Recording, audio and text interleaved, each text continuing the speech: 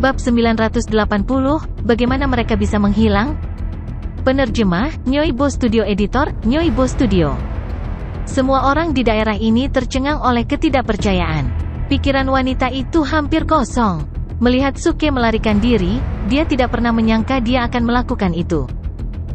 Dia bilang dia hampir tidak bisa tidak melakukan kejahatan. Ternyata kejahatan yang disebutkan orang ini adalah perampokan. Melolong, omong kosong, bocah cilik, tunggu aku. Pada saat ini, Butfest sadar dan berteriak, saat dia juga lari mengikuti Suke. Wanita itu juga sadar, dia sangat marah sehingga tubuhnya gemetar. Dia berkata, mengatupkan giginya, beraninya bajingan menjijikkan ini menggodaku dan merampok hartaku. Penatua Qin, kami akan menghukumnya untukmu. Pusat kekuatan keluarga Lu secara sukarela mengejar Suke. Itu tidak perlu, orang ini pasti akan pergi ke Refined Moon Palace dalam 3 hari dari sekarang. Dan aku akan menghukumnya dengan keras saat itu. Wanita itu melambaikan tangannya, matanya penuh cibiran. Apakah Anda juga akan pergi ke Istana Bulan yang dimurnikan? Pusat kekuatan keluarga Lu terkejut. Mereka tahu dengan jelas bahwa Istana Bulan yang dimurnikan penuh dengan bahaya. Dan pembangkit tenaga listrik seperti dia akan menghadapi situasi yang lebih berbahaya di dalamnya.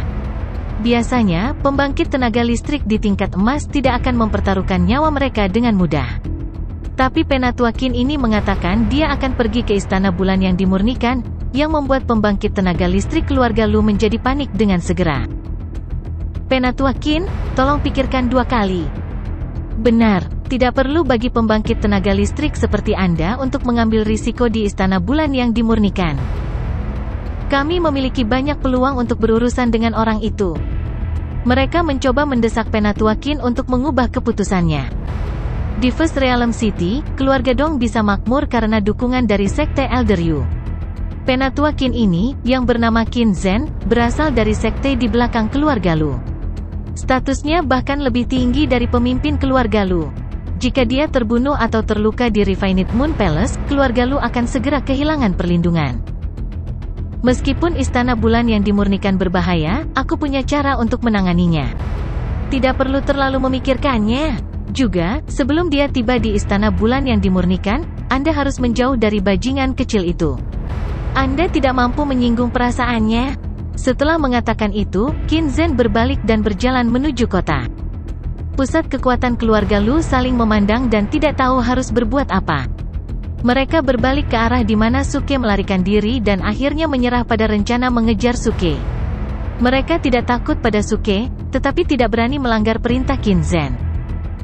Oke, kita biarkan orang itu hidup beberapa hari lagi. Dia pasti akan dibunuh oleh Penatua Qin. Aku percaya Penatua Qin cukup kuat untuk membuatnya kesakitan dalam kematian. Tepat, bahkan jika dia bisa selamat dari perjalanan ke Istana Bulan yang dimurnikan, kita bisa menghadapinya. Mereka mengobrol dengan suara rendah dan senyum dingin muncul kembali di wajah mereka. Ledakan. Tepat pada saat ini, suara tumpul datang dari atas. Rasa bahaya yang tak bisa dijelaskan menutupi mereka, yang membekukan darah mereka. Oh tidak. Mereka mendongak dan mengubah ekspresi mereka tiba-tiba. Mereka melihat Suke sedang tersenyum kepada mereka dari langit dengan teratai api yang menyilaukan dengan 3 warna di tangannya. Apa yang kamu bicarakan, tolol? Apakah Anda benar-benar berpikir saya telah pergi dengan cara ini? Anggota fraksi surga yang meledak selalu membalas dendam di tempat. Jadi, kalian semua bisa mati sekarang. Suke tertawa sambil melemparkan teratai api di tangannya. Kekuatan mata keluarga Lu membelalak tak percaya. Rupanya, mereka tidak menyangka Suke akan kembali dan menyerang mereka dengan gerakan yang mengerikan. Suara mendesing. Pada saat ini, teratai api 3 warna muncul di depan mereka dengan melewati kehampaan. Teratai yang berapi-api itu berputar dengan cahaya yang menyeramkan. Saat berikutnya, cahaya menjadi lebih menyilaukan. Teratai yang berapi-api baru saja mekar dan meledak di depan mereka. Gemuruh. Ledakan memekakkan telinga bergema di sekitar area ini. Lautan api yang luar biasa, yang bisa melahap segalanya, menutupi seluruh area secara instan. Tidak, pembangkit tenaga keluarga Lu berteriak histeris. Pada saat ini, mereka menemukan arti dari peringatan Penatua Qin sebelum kepergiannya. Mereka tidak mampu menyinggung orang ini karena dia bahkan lebih kuat daripada pembangkit tenaga listrik di tingkat emas. Namun, sudah terlambat bagi mereka untuk menyadarinya. Saat mereka berteriak, tubuh mereka dilahap oleh lautan api. Kemudian semuanya berubah menjadi abu dalam nyala api yang ganas, dan abunya tertiup angin. Kamu terlalu lemah untuk membunuhku. Suke mencibir saat dia terbang, menginjak petir. Pembangkit tenaga listrik di tingkat perak ini diperlakukan sebagai pembudidaya di tahap sintesis bentuk secara otomatis oleh sistem. Kematian mereka memberi Suke banyak poin pengalaman sekarang karena Suke telah mencapai level 10 dari tahap sintesis bentuk. Sebelum kesengsaraan surgawinya, semua poin pengalaman akan disimpan di kumpulan penyimpanan poin pengalaman secara otomatis. Sekarang Suke telah mulai memberikan dirinya kebebasan untuk membunuh siapa saja yang berani menyinggung perasaannya karena dia telah memperjelas kekuatan pembangkit tenaga listrik di benua Taijin. Pembangkit tenaga paling kuat di tingkat emas setara dengan pembudidaya di puncak panggung kendaraan hebat. Namun, pembangkit tenaga listrik di level emas ini hanya memiliki fisik yang tangguh. Mereka juga memiliki beberapa seni sihir, tetapi mereka tidak memiliki konotasi Tao. Mereka sama seperti Suke bertahun-tahun yang lalu, yang hanya memiliki seni sihir tetapi tidak memiliki konotasi Tao. Oleh karena itu, dia tidak dapat membunuh pembudidaya manapun dengan konotasi Tao. Dengan kata lain, jika pembangkit tenaga listrik benua Taijin menyerangnya dan dia tidak mengambil tindakan defensif, dia hanya akan terluka, tetapi dia tidak akan pernah terbunuh dengan mudah. Seorang kultivator hidup bersama dengan konotasi Tao-nya. Ini adalah cara dunia penggarap. Melolong, bocah cilik, kenapa kamu kembali lagi? Brengsek, Anda membuang-buang waktu saya? Budfest berlari kembali dengan sedih saat ini. Dia mengeluh, juga, Senior Suci, saudara perempuanmu, dan ular itu berkata mereka akan menunggu di luar kota. Tetapi saya tidak dapat menemukan mereka. Ini sangat menyebalkan. Apa katamu? Mendengar itu, Suke mengangkat alisnya saat dia menatap Budfest. Sementara itu, dia mulai memeriksa area itu dengan kekuatan jiwanya. Seperti yang diharapkan, aura Jiang Hongyan dan anggota timnya yang lain telah menghilang. Apa yang terjadi? Bagaimana mereka bisa menghilang? Suke tidak bisa menahan cemberut. Menurut gaya Hongyan, jika dia setuju untuk menunggu di luar, dia pasti ada di sana. Dan tidak mungkin dia membawa pergi Su Feifei. Budfest, cium area ini untuk menemukan kemungkinan jejak. Suke segera berteriak pada Budfest. Oke, Budfest juga menyadari ada yang tidak beres. Tanpa ragu, dia mulai mengendus jejak. Segera, dia menggelengkan kepalanya dan berkata, tidak, saya tidak bisa mendapatkan petunjuk apapun. Saya baru saja selesai buang air besar dan lupa menyeka pantat saya. Sekarang hidungku penuh dengan bau kotoran. Suke hampir memuntahkan darah karena marah. Tapi situasinya cukup mendesak dan dia tidak ingin membuang waktunya di Budfest. Saat berikutnya, dia terbang dengan Budfest dan mendarat di tempat Jiang Hongyan seharusnya menunggu ketika mereka pergi. Kemudian, dia melambaikan tangannya dan matanya ditutupi oleh konotasi Tao dan kekuatan inti sejati. Suara mendesing. Saat berikutnya, seberkas cahaya menyilaukan muncul di mata Suke yang bertinta. Dia melihat sekeliling dan mencoba menemukan beberapa petunjuk. Tiba-tiba dia berteriak kaget dan menatap beberapa pohon besar. Pohon-pohon besar itu, yang ditanam dari utara ke selatan, memiliki untaian cairan kristal, yang terlihat cukup familiar. Mungkinkah? Tampaknya ada sesuatu yang terjadi pada Suke, yang menoleh ke kepala Budfest. Seperti yang diharapkan, cairan kristal itu persis sama dengan lotion rambut di kepala Budfest, yang ditinggalkan oleh pudel mainan beberapa hari yang lalu. Bocah kecil, apa yang kamu temukan? Apakah ini? Budfest berjalan dan melihat cairan kristal itu. Dia menyentuh cairan itu dengan cakarnya. Lalu dia mencicipi cakarnya dengan menjilatnya. Saat berikutnya, dia bergegas ke pohon seolah-olah dia telah menemukan sesuatu yang berharga dan berteriak dengan penuh semangat. Omong kosong, ini lotion rambut, luar biasa. Jangan sia-siakan, bocah kecil, apakah kamu ingin bergabung denganku untuk mencuci rambut kita bersama? Budfest, itu sudah cukup. Tidakkah kamu merasa jijik melakukan ini setiap hari? Suke bertanya pada Buttface dengan sikap mencemooh. Buttface berkata sambil merajuk, "Sialan. Saya hanya menggunakannya untuk menyehatkan tubuh saya. Mengapa saya tidak bisa? Saya tidak bangga." Oke. Aku tidak akan menyia-nyiakan kata-kataku untukmu. Ayo cari mereka dulu." Suke melambaikan tangannya. Dia tidak ingin membuang waktunya di Buttface. Dia mulai memeriksa tempat-tempat di selatan. Menurut jejak yang ditinggalkan ular itu, mereka menuju ke selatan, dan mereka jauh dari sini. Kalau tidak, Suke akan menemukan mereka dengan kekuatan jiwanya. Ledakan. Segera, Suke melompat ke langit dan berlari ke arah selatan dengan Buttface dengan menginjak petir. Benua Taijin sangat luas. Mereka telah tinggal di alam pertama sejak kedatangan mereka di dunia ini. Menurut alokasi teritorial benua ini, area di tengah disebut alam pertama. Lalu, ada alam kedua, alam ketiga, dan seterusnya. Tepi luar benua ini adalah alam keenam. Itu seperti alokasi teritorial beberapa kota di bumi. Bagian tengah lebih berkembang dan daerah lingkar luar kurang berkembang. Alam pertama mewakili kekuatan terkuat dari benua Taijin, yang telah disaksikan oleh Suke dan tidak ada artinya baginya. Mereka terus melakukan perjalanan ke selatan. Pada saat ini, mereka telah meninggalkan alam pertama dan mendekati alam kedua. Dalam perjalanan, Suke menemukan banyak jejak pertempuran. Menurut kebaruan dan beberapa tanda jejak yang unik, Suke yakin jejak itu disebabkan oleh seni sihir Jiang Hongyan.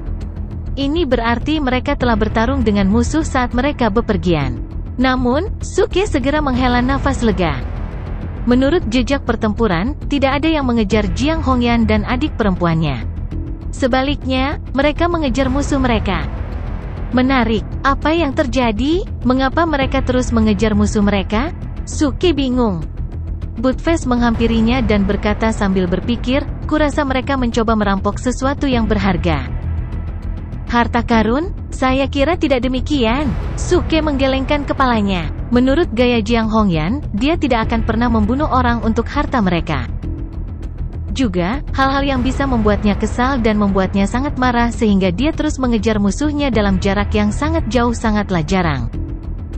"Lupakan, kami akan tahu jawabannya saat kami menemukannya. Kurasa kita sudah cukup dekat sekarang." Suke tersenyum dan berhenti menebak. Mereka terus bergerak ke selatan. Segera, 2 jam telah berlalu. Suke dan Buttface telah menempuh beberapa ribu mil. Selama perjalanan mereka menemukan banyak jejak pertempuran. Segera, mereka telah meninggalkan alam pertama dan memasuki alam kedua.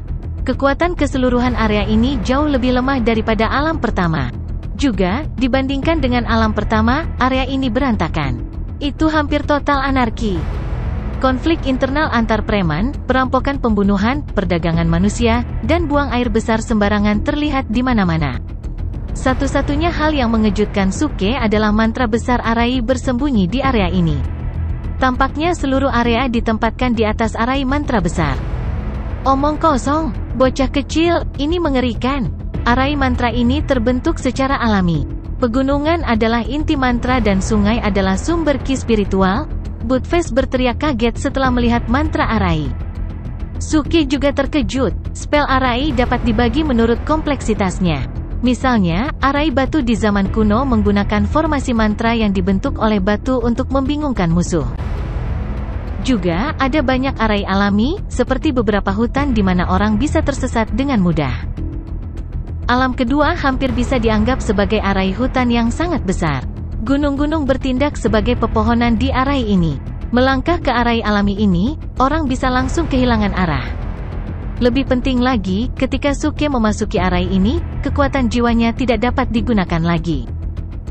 Brengsek, tempat ini benar-benar aneh. Suke melebarkan matanya dengan marah. Pada dasarnya, dia yakin Jiang Hongyan dan adik perempuannya ada di area ini. Dia tidak dapat menemukan mereka dengan kekuatan jiwanya. Jadi dia harus menemukan mereka dengan membuang sepatunya. Bocah cilik, lempar saja sepatumu, aku cukup sibuk. Buttface mendesak dengan gugup saat ini. Rupanya, dia takut dengan semua mata tidak ramah di sekitar mereka. Ketika Suke dan Buttface masuk ke area ini, banyak orang mulai menatap mereka secara terbuka atau diam-diam. Tentu saja, semua orang ini tidak ramah. Hehe, ini menarik. Baru saja kami melihat 2 gadis cantik dan seekor anjing kecil. Sekarang kami melihat seorang pemuda dan seekor anjing lagi. Saya tidak menyangka pasar Raja Hantu di alam kedua begitu populer sekarang. Tawa sarkastik terdengar saat ini. Mata Suke berbinar. Ia cukup senang mendengarnya. 2 gadis cantik. Bahkan orang bodoh pun tahu mereka adalah Jiang Hongyan dan Su Feifei. Sekarang saya bisa menyimpan acting top points yang digunakan untuk melempar sepatu saya. Memikirkan hal ini, Suke melihat sekeliling dan menemukan bahwa suara itu berasal dari seorang pria parubaya yang dikelilingi oleh banyak penjaga. Dia berpakaian seperti playboy yang selalu keluar masuk rumah bordil. Tuan, saya mendengar Anda mengatakan bahwa Anda baru saja melihat 2 gadis cantik dan seekor anjing kecil. Di mana mereka? Suke bertanya dengan senyum polos. Playboy parubaya itu sedikit tertegun. Kemudian dia tertawa keras seolah-olah dia telah mendengar lelucon lucu. Hah, kamu bertanya padaku kan? Menarik. Sekarang Anda bisa menebak apakah saya akan menjawab Anda. Hah. Sang playboy terus tertawa terbahak-bahak setelah menyelesaikan kata-kata itu. Para penjaga di sampingnya dan para penonton juga mulai tertawa. Bagi mereka, Suke masih anak laki-laki bodoh yang mencoba mengajukan pertanyaan alih-alih melarikan diri. Semuanya terhibur oleh Suke. Wow, orang-orang di daerah ini sangat sombong. Suke tersenyum. Rupanya, orang-orang di daerah ini cukup keras dan jahat, terbiasa menjilat darah di ujung pisau mereka. Tapi dia cukup penasaran. Jika Jiang Hongyan ada di sini, orang-orang tak tahu malu ini akan dibantai olehnya. Mengapa dia tidak bisa menemukan jejak pertempuran? Anak muda, pergi saja. Kedua gadis itu menyinggung seseorang yang tidak mampu mereka singgung. Jika Anda datang ke sini untuk mereka, saya sarankan Anda segera pergi dari sini. Pada saat ini, seorang lelaki tua di belakang Suke memberinya nasihat dengan suara rendah. Suara lelaki tua itu cukup rendah, hampir tertutup oleh tawa di sekitar mereka. Tapi Suke mendengar peringatan itu. Dia berbalik dan menemukan lelaki tua itu berdiri di sebuah kios. Di sampingnya, seorang gadis dingin tapi cantik berbaju hitam sedang duduk. Suke segera menatap gadis itu. Gadis itu mengerutkan kening dan menatap Suke dengan dingin. Cahaya dingin melintas di matanya seolah-olah dia memperingatkan Suke untuk berhenti memandangnya dari atas ke bawah. Terima kasih atas saran Anda. Tetapi setelah mengatakan itu, Suke memandangi orang-orang di sekitarnya dan berkata dengan senyum dingin, aku tidak berbicara tentang seseorang secara khusus. Saya hanya ingin mengatakan bahwa semua orang di benua Taijin tidak berguna. Saya mampu untuk menyinggung salah satu dari Anda. Kata-katanya membekukan senyum di wajah orang-orang. Sekarang, mereka semua kesal. Suara mendesing. Namun, sebelum mereka mulai bereaksi, Suke menyerang terlebih dahulu. Dia berlari ke depan seperti hantu dan muncul di belakang playboy parubaya itu dalam sekejap mata. Lalu dia melambaikan Dark Heavy Booster Sword di tangannya. Bang! Dengan suara tumpul, playboy parubaya itu terlempar oleh Dark Heavy Booster Sword sebelum dia tahu apa yang telah terjadi. Kemudian Suke menyusul playboy terbang itu dan langsung menjatuhkannya ke tanah. Ledakan! Playboy parubaya itu tertanam di tanah. Banyak batu hancur beterbangan. Semua gerakannya selesai hanya dalam satu nafas. Seluruh area menjadi sunyi seketika. Semua orang tercengang dan tidak percaya. Ini adalah... Pria tua di kios melebarkan matanya karena terkejut. Gadis yang dingin dan cantik itu berdiri dan wajahnya penuh keheranan. Ah! Teriakan sengsara playboy parubaya akhirnya bisa terdengar.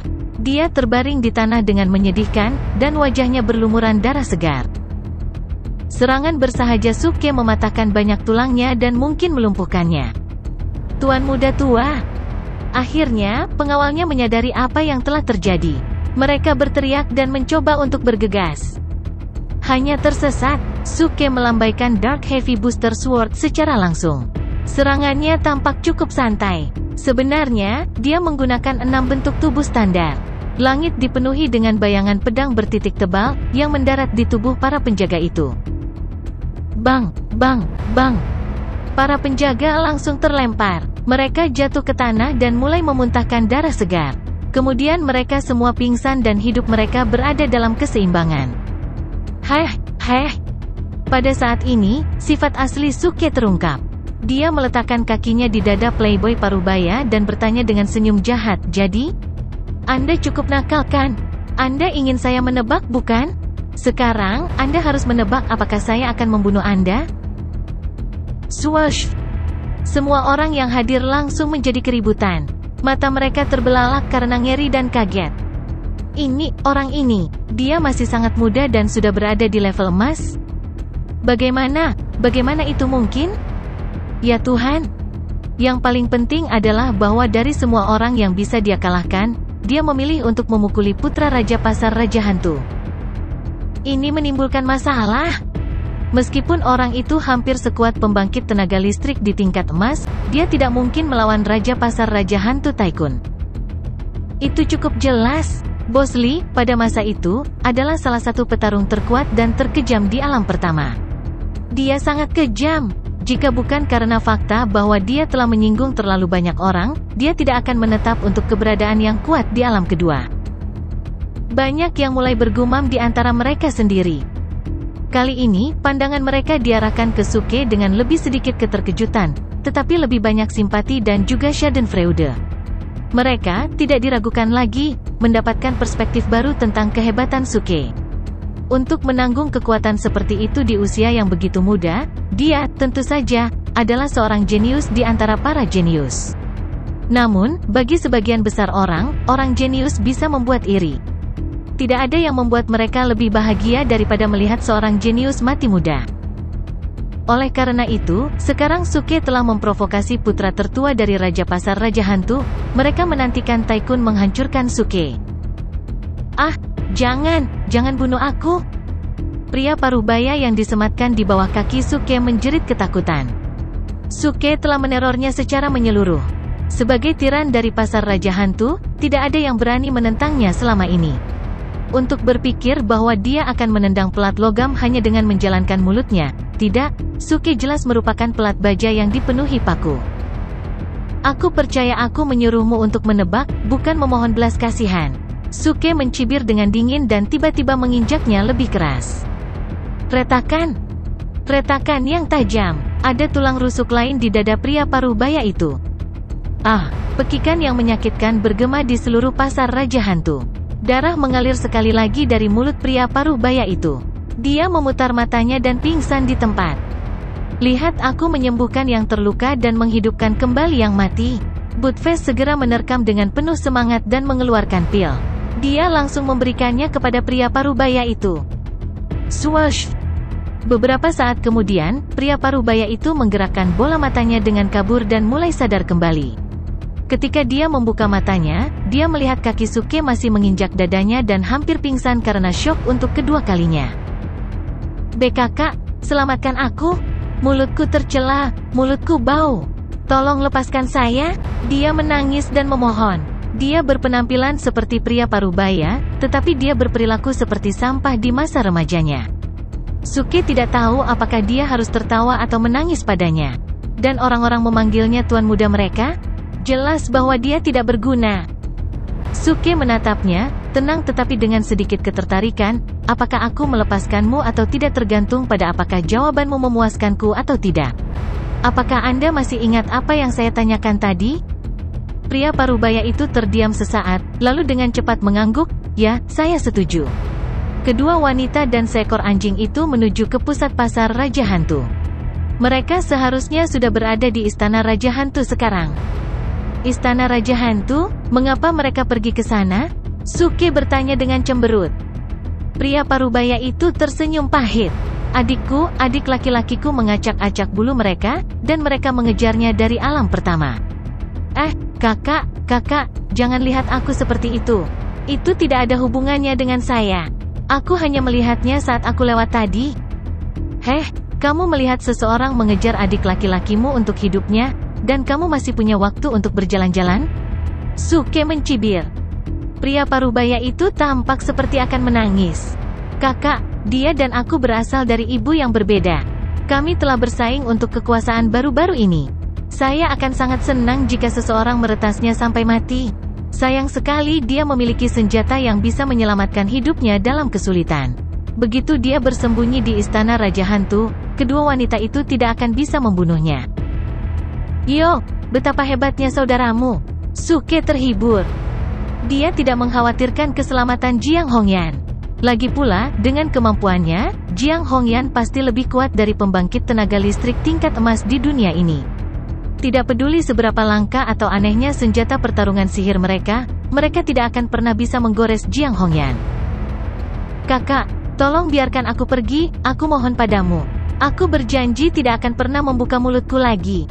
Pria parubaya itu terus memohon dengan sangat tulus. Suke tidak mau repot-repot membuang waktu lagi untuk hal yang sia-sia ini. Dia perlahan melepaskan kakinya dan mengalihkan pandangannya ke sekitar area ini. Dia tepatnya berada di pusat pasar Raja Hantu, tempat istana Raja Hantu berada. Ah, terima kasih, kakak, terima kasih, kakak, karena telah menyelamatkan hidupku. Kakak laki-laki, saya akan pergi. Pria parubaya itu dipenuhi dengan rasa terima kasih. Dia memanggil kakak laki-laki Suke berulang kali, lalu dengan kikuk tapi buru-buru melarikan diri ke arah istana Raja Hantu. Suke menyeringai, dan siluetnya bergerak, bersiap untuk menerobos masuk ke istana Raja Hantu. Anak muda, tolong sebentar. Tiba-tiba, suara yang terdengar lama datang dari kerumunan. Terkejut, Suke berhenti dan berbalik. Itu adalah penjual jalanan tua yang menyarankan dia untuk pergi lebih awal. Dia bergegas dan mengatakan kepadanya dengan sungguh-sungguh, anak muda, kamu tidak boleh pergi ke istana Raja Hantu. Begitu Anda masuk, Anda tidak akan pernah bisa keluar. Oh, mengapa demikian? Suke bertanya dengan rasa ingin tahu. Dengan kekuatan yang baru saja dia perlihatkan, dia cukup kuat untuk melawan pembangkit tenaga listrik di level emas. Tidak ada alasan bagi lelaki tua itu untuk menggambarkan istana Raja Hantu sebagai monster. Itu karena istana Raja Hantu dibangun di Laut Darah. Sebelum lelaki tua itu bisa melanjutkan, seorang wanita bersuara dingin, tapi tenang, menjawab. Perlengkapan perang hitam ketat yang dia gunakan memamerkan sosoknya yang melengkung. Dia memelototi Suke, memperingatkannya untuk menguasai pandangannya. Namun, matanya sangat menghormati Suke. Bagaimanapun, ini adalah dunia di mana yang terkuat mengambil segalanya. Lautan darah, minat Suke terusik. Karena dia tidak bisa menggunakan kekuatan jiwanya di dunia ini, dia tidak tahu seperti apa pusat pasar Raja Hantu itu. Dia tidak menyangka itu adalah lautan darah. Wanita itu mengangguk dan menjawab, benar. Laut darah dikelilingi oleh miasma sepanjang tahun. Mereka yang berada di bawah level perak akan mati karena korosi jika mereka menerobos masuk. Jika mereka jatuh ke laut darah, bahkan pembangkit tenaga listrik di level emas akan berkurang menjadi kurang dari tulang. Hanya itu, Suke tertawa dan menepisnya. Dia sudah cukup melihat hal-hal itu di dunia kultivasi. Tidak ada yang perlu ditakuti. Wanita dan lelaki tua itu, bagaimanapun, lengah dengan tanggapan Suke. Laut darah adalah area yang ditakuti oleh setiap jiwa di pasar Raja Hantu. Orang biasa tidak akan pernah berani mendekatinya. Bahkan pembangkit tenaga listrik di tingkat perak perlu memakai lotion anti-toksin. Mereka juga harus mengadakan ordo Raja Hantu. Kalau tidak, mereka akan terlempar ke laut darah kapan saja. Anak muda, kamu tidak boleh ceroboh. Bahkan jika Anda cukup kuat untuk bertahan dari miasma di atas lautan darah, Anda tidak akan pernah bisa melawan seluruh lautan darah.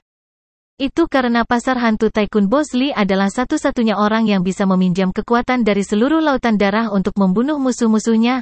Lanjut lelaki tua itu, mencoba membujuk Suke.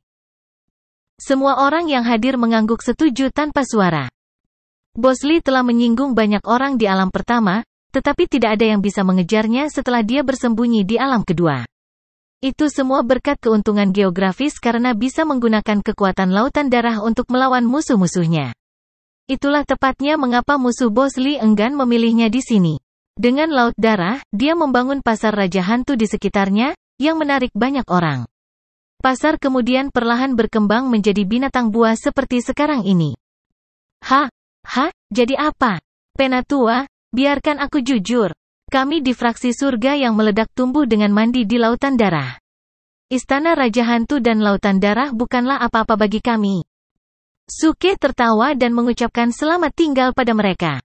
Melangkah ke sambaran petir, dia mengambil boot vest dan terbang menuju ke arah istana Raja Hantu.